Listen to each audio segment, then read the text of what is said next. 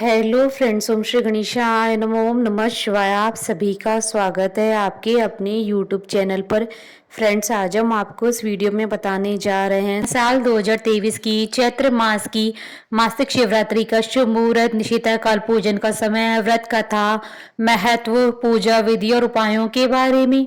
Friends, video शुरू करने से पहले आपसे रिक्वेस्ट है, अगर आप हमारे चैनल पर नए हैं और आपने अभी तक चैनल को सब्सक्राइब नहीं किया है तो प्लीज़ सब्सक्राइब कीजिएगा चैनल को, साथ ही प्रेस कीजिएगा बेल आइकन को, जिससे नए वीडियो से रिलेटेड नोटिफिकेशन आपको तुरंत प्राप्त हो सके।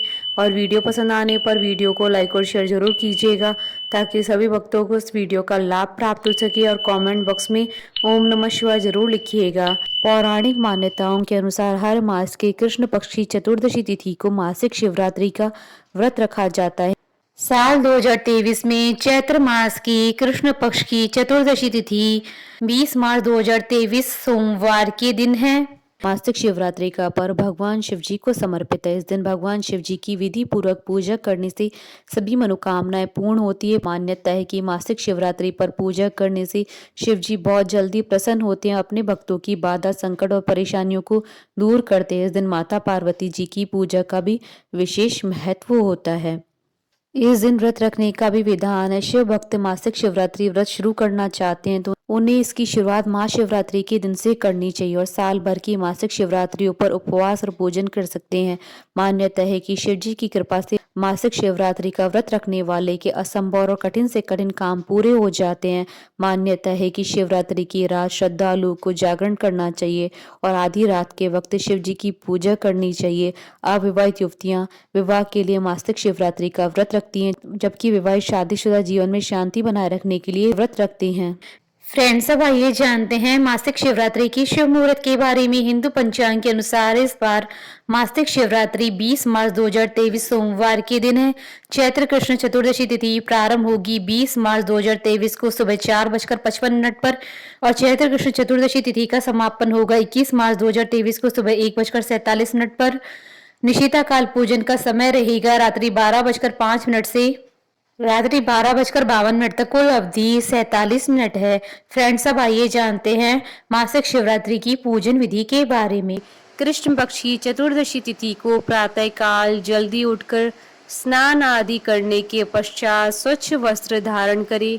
अपने घर के मंदिर की साफ सफाई करके गंगा जल छिड़के। इसके बाद भगवान शिव जी के समक्ष धूप दीप प्रज्वलित करें। यदि आपके घर में शिवलिंग है तो शिवलिंग का अभिषेक करें। इसके बाद शिव जी की प्रिय चीजें श्वेत पुष्प, फल, बेल पत्र, धतूरा, भांग आदि चीजें अर्पित करें। इस दिन किसी शिव मंदिर में जाकर भगवान शिव सहित पूरे शिव परिवार का पूजन करें और शिव जी का रुद्राभिषेक करें। पूजा पूर्ण होने के बाद शिव जी की आरती करें। शिव जी को प्रसन्न करने के लिए शिव मंत्रों का जाप करें और शिव चालीसा का पाठ करें। इस दिन रात्रि में जागरण कर पूजन करने का बहुत महत्व माना गया है।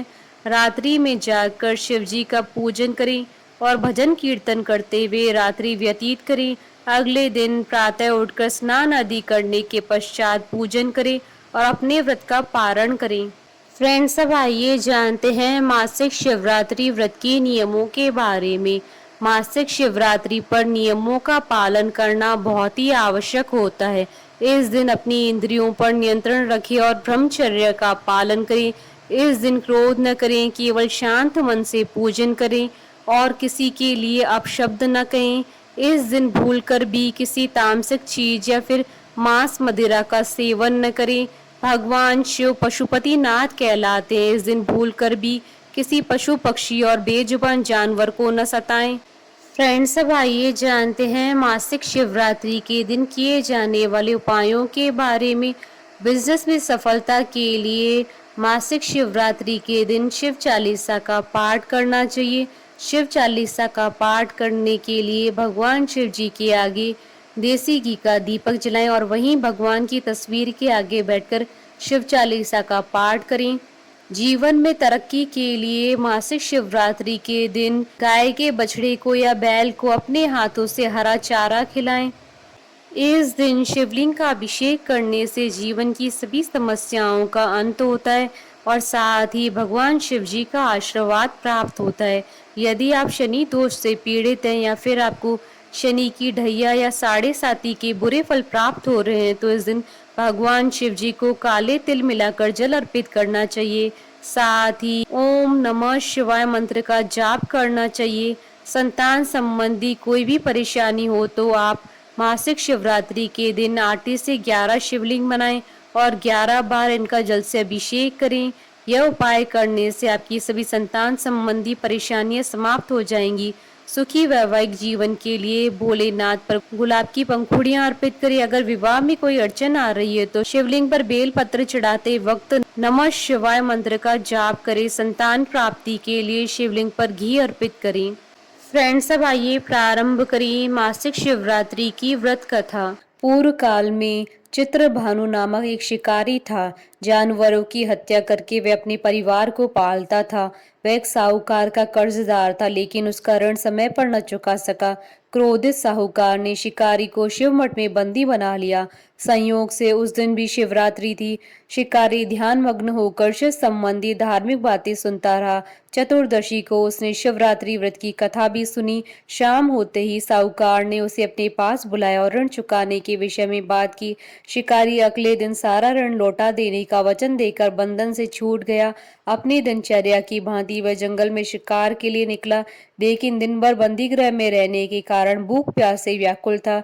शिकार खोजता हुआ वह बहुत दूर निकल गया था। जब अंधकार हो गया तो उसने विचार किया कि रात जंगल में ही बितानी पड़ेगी। वह वन में एक तालाब के किनारे एक बेल के पेड़ पर चढ़कर रात बीतने का इंतजार करने लगा। बिलपत्र के नीचे शिवलिंग था जो बिलपत्रों से ढका हुआ था।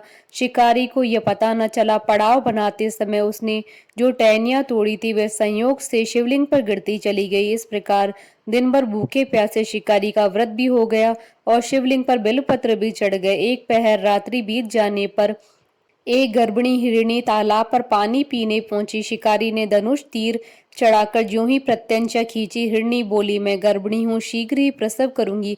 तुम एक साथ दो जीवों की हत्या करोगे जो ठीक नहीं है। मैं बच्चे को जन्म देकर शीघ्र तुम्हारे समक्ष प्रस्तुत हो जाऊंगी, तब मार लेना। शिकारी ने प्रत्यंचा ढीली कर दी और हिरणी जंगली झाड़ियों में लुप्त हो गई। प्रत्यंचा चढ़ाने तथा ढीली करते वक्त कुछ बिलपत्र अनायास ही टूटकर शिवलिंग पर गिर गए। इस प्रकार उससे अनजाने में ही प्रथम पैर का पूजन भी संपन्न हो गया। कुछ देर बाद जब एक और हिरणी उधर से निकली, शिकारी की प्रसन्नता का ठिकाना न रहा। समीप आने पर उसने धनुष पर बाण चढ़ाया। तब उसे देख हिरणी ने विनम्रता पूर्वक निवेदन किया, हे शिकारी, मैं थोड़ी देर पहले ऋतु से निवृत्त हुई हूँ, कामातुर विहरणी हूँ, अपने प्रिय की खोज में भटक रही हूँ। मैं अपने पति से मिलकर शीघ्र ही तुम्हारे पास आ जाऊंगी। शिकारी ने उसे भी जाने दिया। 2 बार शिकार खोकर उसका माथा ठनका। वह चिंता में पड़ गया। रात्रि का आखिरी पैर भी बीत रहा था। इस बार भी धनुष से लगकर कुछ बेलपत्र शिवलिंग पर जा गिरे तथा दूसरे पैर की पूजा भी संपन्न हो गई। तभी एक अन्य हिरणी अपने बच्चों के साथ उधर से निकली। शिकारी के लिए यह स्वर्णिम अवसर था। उसने धनुष पर तीर चढ़ाने में देर न लगाई। वह तीर छोड़ने ही वाला था कि हिरणी बोली, हे शिकारी, मैं इन बच्चों को इनके पिता के हवाले करके लौट आऊंगी। इस समय मुझे मत मारो। शिकारी हंसा और बोला, सामने आए शिकार को छोड़ दूं? मैं ऐसा मूर्ख नहीं हूं। इससे पहले मैं 2 बार अपना शिकार खो चुका हूं। मेरे बच्चे भूख प्यास से व्यग्र हो रहे हैं। उत्तर में हिरणी ने फिर कहा, जैसे तुम्हें अपने बच्चों की ममता सता रही है, ठीक वैसे मुझे भी है। हे शिकारी, मेरा विश्वास करो, मैं इन्हें इनके पिता के पास छोड़कर तुरंत लौटने की प्रतिज्ञा करती हूँ। हिरणी का दुख भरा स्वर सुनकर शिकारी को उस पर दया आ गई। उसने उस मृगी को भी जाने दिया। शिकार के अभाव में तथा भूख प्यासे व्याकुल शिकारी अनजाने में ही बेलपत्र के वृक्ष पर बैठा बेलपत्र तोड़ तोड़कर नीचे फेंकता जा रहा था। पांव फटने को हो गई और एक एक हष्ट पुष्ट मृग उसी रास्ते पर आ गया। शिकारी ने सोच लिया कि इसका ही शिकार वह अवश्य करेगा। शिकारी की 3 प्रत्यंचा देख मृग विनीत स्वर में बोला, हे शिकारी, यदि तुमने मुझसे पूर्व आने वाली 3 मृगियों तथा छोटे छोटे बच्चों को मार डाला है तो मुझे भी मारने में विलंब न करो, ताकि मुझे उनके वियोग में एक क्षण भी दुख न सहना पड़े। मैं उन हिरनियों का पति हूँ। यदि तुमने उन्हें जीवन दान दिया है तो मुझे भी कुछ क्षण का जीवन देने की कृपा करो। मैं उनसे मिलकर तुम्हारे समक्ष उपस्थित हो जाऊंगा। मृग की बात सुनते ही शिकारी के सामने पूरी रात का घटनाक्रम घूम गया। उसने सारी कथा मृग को सुना दी। तब मृग ने कहा, मेरी तीनों पत्नियां जिस प्रकार प्रतिज्ञाबद्ध होकर गई हैं, मेरी मृत्यु से अपने धर्म का पालन नहीं कर पाएंगी। अतः जैसे तुमने उन्हें विश्वास पात्र मानकर छोड़ा, वैसे ही मुझे भी जाने दो। मैं उन सबके साथ तुम्हारे सामने शीघ्र उपस्थित होता हूँ। शिकारी ने उसे जाने दिया। इस प्रकार सुबह हो गई। उपवास, रात्रि जागरण तथा शिवलिंग पर बेलपत्र चढ़ाने से अनजाने में ही शिवरात्रि की पूजा पूर्ण हो गई। पर अनजाने में ही की हुई पूजन का परिणाम उसे तत्काल मिला। शिकारी का हिंसक हृदय निर्मल हो गया, उसमें भगवत शक्ति का वास हो गया। थोड़ी देर बाद वह मृग सपरिवार शिकारी के समक्ष उपस्थित हो गया ताकि वह उनका शिकार कर सके, किंतु जंगली पशुओं की ऐसी सत्यता और सात्विकता और सामूहिक प्रेम भावना देखकर शिकारी को बड़ी ग्लानि हुई। उसने मृग परिवार को जीवन दान दे दिया। अनजाने में शिवरात्रि व्रत का पालन करने पर भी शिकारी को मोक्ष की प्राप्ति हुई। जब मृत्यु काल में यमदूत उसके जीव को लेने आए तो शिवगणों ने उन्हें वापस भेज दिया और शिकारी को शिवलोक ले गए। शिवजी की कृपा से ही अपने इस जन्म में राजा चित्रभानु अपने पिछले जन्म को याद रख पाए तथा मासिक शिवरात्रि के महत्व को जानकर अगले जन्म में भी पालन कर पाए। बोलिए भगवान शंकर माता पार्वती जी की जय। हमारे साथ इस वीडियो में अंत तक बने रहने के लिए आपका धन्यवाद। ओम श्री गणेशाय नमः। ओम नमः शिवाय।